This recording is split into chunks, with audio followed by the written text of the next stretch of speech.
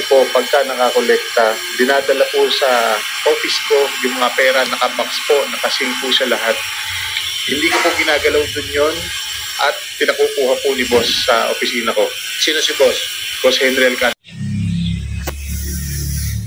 Actually po si Engineer Bryce Erickson Hernandez po. Anong binibigay mo sa kanya?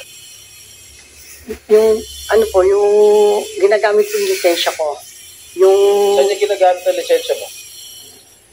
sa ano po, DPWH po. Yung po mga project po niya.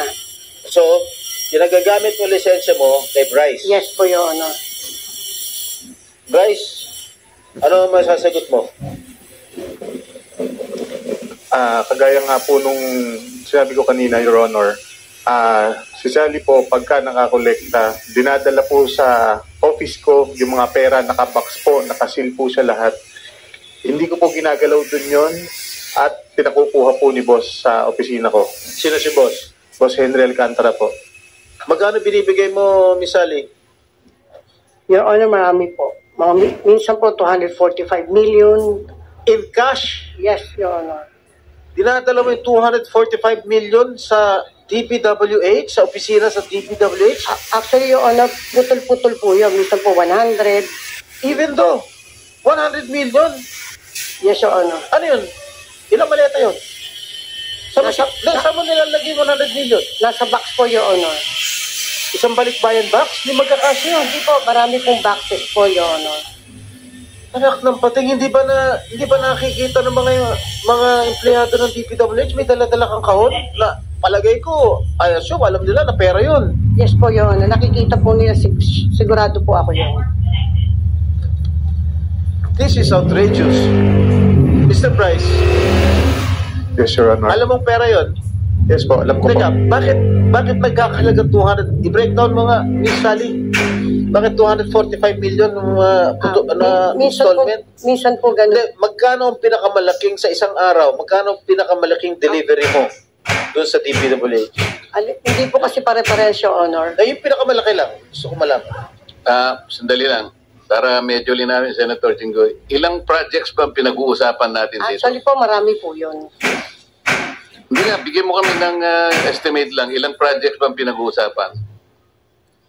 Minsan po kasi nakakakolekta na po sila ng 90%, 80%. Tapos, kukumpitin ko po yun. Ano po? Hindi kasi tinatanong ni Senator Jinggoy, bigyan mo kami kanya ng dahilan kung bakit hindi ka dapat ma-cite in contempt. Tama naman siya. Opo. Ganito na lang para madali, ano? Meron na ma-establish na cost projects. Halimbawa, itong dito sa Barangay Birhen de los Flores, Santa Barbara, Tiaong, Baliwag, Bulacan. Bocaue River, Igulot Section, tributary, ano? Ano na ito, verified na eh. Itong dalawa, i-verify siguro, pero parang ghost projects na rin. Ang mga ang value nito talagang malaki yan. Kung kamukha nito, itong dito sa Barangay Birhen, 49,499,000, yung isa 96,499,000. Tapos yung dalawa 77 million, another 7. Halos pareho pa yung value eh. 26 pesos lang ang difference eh. Nakakapagtaka talaga ito. So dito sa apat na proyektong ito, magkano ito ghost ito eh. Magkano ang napunta sa inyo? Actually po, Your Honor, 3% lang po yun. Yung royalty. 3% ang nakuha mo, di ba? Ngayon, si Mr. Arevalo, 2.8%. Kung ito'y ghost projects, pag tiningnan mo to, mahigit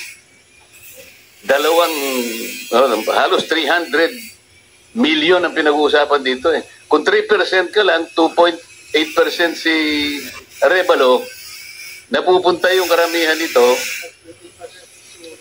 24.2. Kanino napupunta? Senator Jinggoy, ikaw na. Nawala ito rito. Singit ka kasi nasingit eh. Bumabawi ka talaga. Hindi, pero importante yung direksyon niya. Kailangan malaman kanino napunta talaga yung pera. Sige, boss. Tanong ko kanina, ano yung pinakamalaking amount na dineliver mo sa isang araw sa DPWH? Ang alam ko po is nasa 240. Sa isang araw? Saan mo putol-putol yan? Di ba? Pwede ko po ba makuha yung listahan ko po para... Hindi.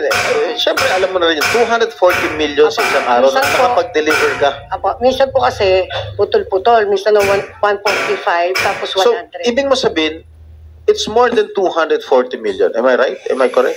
Yes po. So, in totality, magkano na-deliver mo sa DPWH? Actually po, aawasin ko lang po. Just give me a ballpark figure. Kasi, siyempre sumusulat ka, ito para kay Bryce, etc. Siyempre, may record ka niyan. Imposible naman wala ka record. Laking halaga niyan. So, in totality, magkano yung na-deliver mo? Kasi po, depende po yun, yung honor dun sa minsan po, sa 10 project, total ko lang po yun. Tapos aawasin ko lang po yun. In one day? Yes, your honor. Ilang boxes yun? Marami po Ano yun, balikbayan box? Hindi po. Mga boxes lang po ng mga noodles, mga ganun, mga piatos, kung ano. Di mga 200 kahon yun kung... Actually po yung 245, inahati ko lang kasi hindi ko pwedeng isang bulto. Minsan na yung sa 245, 100, tapos susunod na mga araw, 145. Mga ganun po. So, dun sa loob ng 3 taon, just give me a ballpark figure. May 1 billion ba na bigay mo? Sa isang araw po? Sa 3 taon.